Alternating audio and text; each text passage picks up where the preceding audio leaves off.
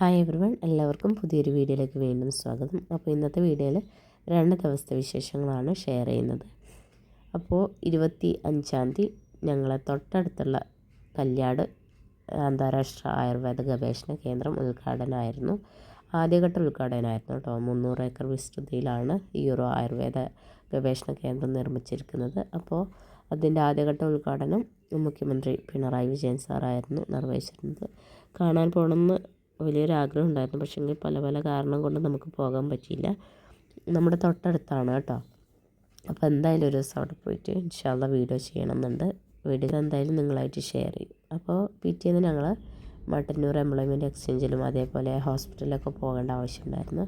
ഭയങ്കര ജലദോഷമായതുകൊണ്ട് ഒന്ന് ഹോസ്പിറ്റലിൽ നിന്ന് കാണിച്ചു. വിട്ടുമാറാത്തൊരു ജലദോഷം കഫക്കെട്ടുള്ളതുകൊണ്ട് ഒന്ന് ഹോസ്പിറ്റലിൽ പോകണം.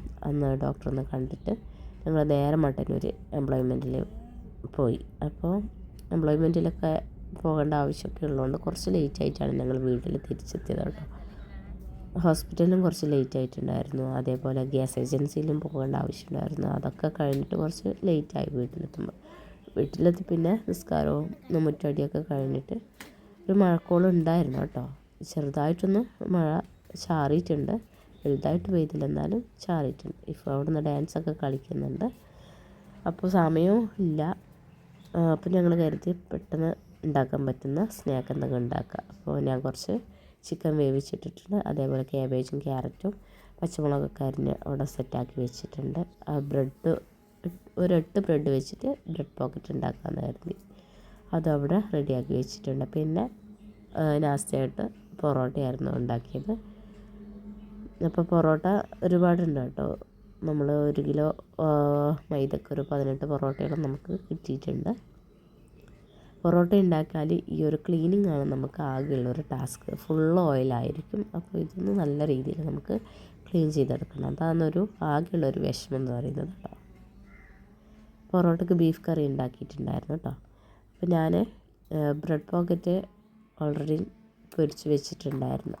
ബ്രെഡ് ഞാനൊന്ന് ആവി കയറ്റിയിട്ടാണ് 2 ബ്രെഡ് ആവി കയറ്റിയിട്ട് ജസ്റ്റ് ഒന്ന് പരത്തിയിട്ട് ഒരു ഗ്ലാസ് വെച്ച് മുറിച്ചാൽ രണ്ടും അവിടെ സ്റ്റിക്കായി വരും.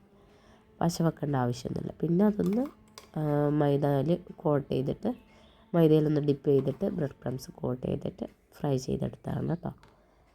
അപ്പോൾ ക്യാബേജും ക്യാരറ്റും പിന്നെ പച്ചമുളകും ചിക്കനുമാണ് ഞാനിതിലേക്ക് ആഡ് ചെയ്തത്.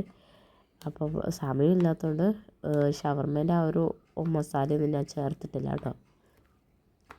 പിന്നെ കുറച്ച് മയണൈസ് ആക്കിയിട്ടുണ്ടായിരുന്നു.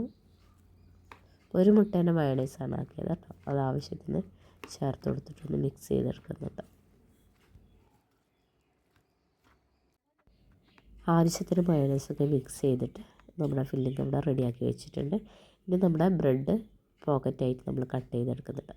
അപ്പോൾ 2 കട്ടാക്കി എടുത്ത് നമ്മുടെ ബ്രെഡ് പോക്കറ്റ് അവിടെ റെഡിയായി. അതൊന്ന് നിവർത്തിയെടുത്തിട്ട് നമുക്കതിലേക്ക് നല്ല രീതിയിൽ ഫില്ലിങ് വെച്ച് കൊടുക്കാം. വളരെ സിമ്പിളാണ് കേട്ടോ. വളരെ സിമ്പിളായിട്ട് നമുക്ക് പെട്ടെന്ന് ഉണ്ടാക്കിയെടുക്കാൻ പറ്റിയ ഒരു റെസിപ്പിയാണ് ഈ ബ്രെഡ് പോക്കറ്റ്. അപ്പോൾ നമുക്ക് ഇഷ്ടമുള്ള പോലെ ഫില്ലിങ് ചെയ്തെടുക്കാം. ഞാനിപ്പോൾ ഷവർമേൻ്റെ ഫില്ലിങ് റെഡിയാക്കി എടുത്തു. അല്ലെങ്കിൽ നമുക്ക് മസാല വാട്ടിയിട്ട് കൊടുക്കാം. അപ്പോൾ എനിക്ക് ടൈമില്ലാത്തതുകൊണ്ട് ഞാൻ എന്താക്കി ഷവർമേൻ്റെ ഫില്ലിങ് തയ്യാറാക്കിയെടുത്തു. നമ്മുടെ ഫില്ലിങ്ങൊക്കെ അതിൽ വെച്ചു. നമ്മുടെ ബ്രെഡ് പോക്കറ്റ് റെഡിയായി. അതേപോലെ ഫ്രൂട്ട്സായിട്ട് അനാറും പേരയ്ക്കും കട്ട് ചെയ്തെടുത്തു. പിന്നെ ജ്യൂസിന് സിട്രസ് ആയിരുന്നു. കഴിക്കുന്നതുകൊണ്ട് കുറച്ച് ബാങ്ക് കൊടുക്കുന്നതിന് ഒരു 5 മിനിറ്റ് മുമ്പാണ് ജ്യൂസ് അടിക്കുന്നത്. അതുകൊണ്ട് ചാറിലെല്ലാം കട്ട് ചെയ്തിട്ടിട്ടുണ്ട്. പഞ്ചസാര ഇട്ടിട്ട് അവിടെ വെക്കും. പിന്നെ ഒരു ബാങ്ക് കൊടുക്കുന്നതിന് ഒരു 5 മിനിറ്റ് മുമ്പ് അടിച്ചിട്ട് എടുക്കുകയാണ് ചെയ്യാറ്.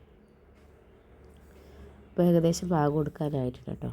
അപ്പോൾ നമ്മുടെ സ്നാക്കും ഫ്രൂട്ട്സും ജ്യൂസും എല്ലാം ടേബിളിലേക്ക് വെച്ചു. അപ്പോൾ ലാസ്റ്റ് വന്ന് കുറച്ച് ഫില്ലിങ് വെച്ചിട്ട് ഈ ഫുൾ തയ്യാറാക്കിയതാണ് കേട്ടോ. ബണ്ണിൽ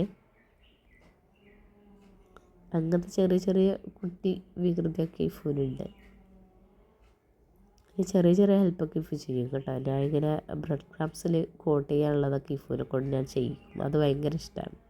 അപ്പോൾ നമ്മുടെ നോമ്പർക്ക് സിട്രസ് ജ്യൂസും അതേപോലെ ബ്രെഡ് പോക്കറ്റും പിന്നെ നമ്മുടെ ഫ്രൂട്ട്സൊക്കെ ഉണ്ടായിരുന്നു.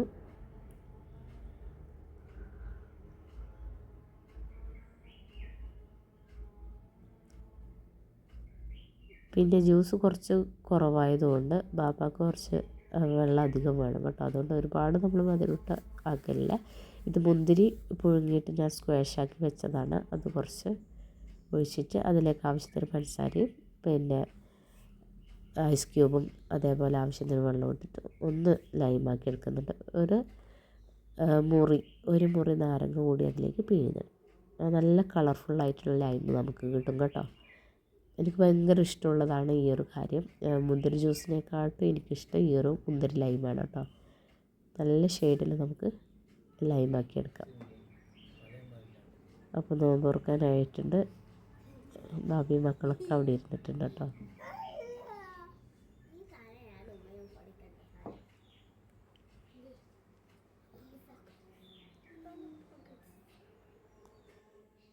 അങ്ങനെ നോമ്പ് തുറക്കി കഴിഞ്ഞ് പിന്നെ നമ്മൾ നിസ്കാരവും ഓത്തൊക്കെ കഴിഞ്ഞിട്ട് ഫുഡ് കഴിക്കുകയാണ്. അവരൊക്കെ കഴിച്ച് ഞാൻ കുറച്ച് ലേറ്റായി. അപ്പോൾ വിശക്കുന്നൊന്നുമില്ല. പിന്നെ ഒരു പൊറോട്ട അങ്ങ് കഴിക്കാമെന്ന് കരുതി വീട്ടിലേക്ക് കുറച്ച് പൊറോട്ട കൊടുത്തു വിട്ടു. അപ്പോൾ നമ്മുടെ ബീഫൊക്കെ നല്ല കുക്കായിട്ടുണ്ട് കേട്ടോ. ബീഫും പൊറോട്ടയും നല്ല കോമ്പിനേഷനാണ്. നല്ല സോഫ്റ്റ് പൊറോട്ടയൊക്കെയാണ് കേട്ടോ. രാത്രി ഇതാ എല്ലാം കഴിഞ്ഞിട്ട് ഷായ് പഠിക്കലാണ്. ടേബിളിൽ നിന്ന് പഠിക്കുന്നുണ്ട്. പിന്നെ പഠിപ്പൊക്കെ കഴിഞ്ഞിട്ട് ഒരു ചിത്രം വരെ രണ്ടാൾക്കും ഒരു ഫറലാണ് കേട്ടോ. അപ്പോൾ ഷായിൽ ആപ്പിൽ നോക്കിയിട്ട് ചിത്രം വരക്കുന്നുണ്ട്. അവൻ നന്നായിട്ട് വരക്കും. ഞാൻ ഒരു ദിവസം വീഡിയോ ചെയ്യാം കേട്ടോ. ഈ നറൂട്ടോ അങ്ങനത്തെയുള്ള കാര്യങ്ങളാണ് വരക്കും കൂടുതലായിട്ട്. എനിക്ക് ഒട്ടും ഇഷ്ടമല്ല. പക്ഷേ എങ്കിലും അവൻ അങ്ങനെയുള്ള കാര്യം വരക്കുന്നുണ്ട്. പക്ഷേ അതുകൊണ്ട് വരയായതുകൊണ്ട് ഞാൻ സപ്പോർട്ട് ചെയ്യും. എന്താ പറയുക, പിന്തിരിക്കാറില്ല. പിന്നെ ഞങ്ങൾ പിറ്റേന്ന് ഇരുട്ടിപ്പോയപ്പോൾ എടുത്ത വീഡിയോ ആണ് കേട്ടോ. വഴിയോരത്ത് ഇതേപോലെ കോഴിക്കുഞ്ഞുങ്ങൾ, കളർഫുള്ളായിട്ടുള്ള നല്ല കോഴിക്കുഞ്ഞുങ്ങളുണ്ടായിരുന്നു. ബാപ്പാക്ക് ഈ കോഴിപ്രാന്തായോട് എന്നും കോഴി വാങ്ങണമെന്ന് ഇങ്ങനെ പറയും. അപ്പോൾ എനിക്ക് പേടിയാണ്, ഇത് കീരി കൊണ്ടുപോകുക പാമ്പ് കൊണ്ടുപോകുക. എന്തായാലും ഒരു 6 വാങ്ങിയിട്ടുണ്ട്. എന്താവുമെന്ന് അറിയില്ല. പിന്നെ ഞങ്ങൾ ഇന്നലെ ഇതേപോലെ ലേറ്റായിട്ടാണ് വന്നത്. അതുകൊണ്ട് പെട്ടെന്ന് ഒരു അൽഫാം ഉണ്ടാക്കാമെന്ന് കരുതിയിട്ട് ബാപ്പ അൽഫാത്തിൻ്റെ മസാലയൊക്കെ നല്ല രീതിയിൽ തേച്ച് വെച്ചിട്ടുണ്ടായിരുന്നു കോഴിയിൽ കേട്ടോ. അപ്പോൾ എല്ലാവരും വീട്ടിലുണ്ടാവുകൊണ്ട് എല്ലാവരും കൂടി ആകുമ്പോൾ നല്ല രസമല്ലേ. നോമ്പ് തുറന്നിട്ട് ഞങ്ങൾ നേരെ ഇയാനോട്ട് പോയി കരലൊക്കെ സെറ്റ് ചെയ്ത് അൽഫാം തയ്യാറാക്കലാണ് കേട്ടോ. 3-4 മണിക്കൂർ ഞങ്ങൾ വെച്ചു. ഓവർനൈറ്റ് വെച്ചാൽ നല്ല അടിപൊളിയായി കിട്ടും. അപ്പോൾ അൽഫാമൊക്കെ നല്ല അടിപൊളിയായി കിട്ടിയിട്ടുണ്ട്. ബാപ്പാൻ്റെ അൽഫാം നല്ല ടേസ്റ്റാണ് കേട്ടോ. പിന്നെ കുബൂസ് ഉണ്ടായിരുന്നു, മയണൈസും ഉണ്ടായിരുന്നു. അപ്പോൾ ഇന്നലത്തെ നോമ്പിൻ്റെ വിശേഷം ഇത്രയൊക്കെയായിരുന്നു.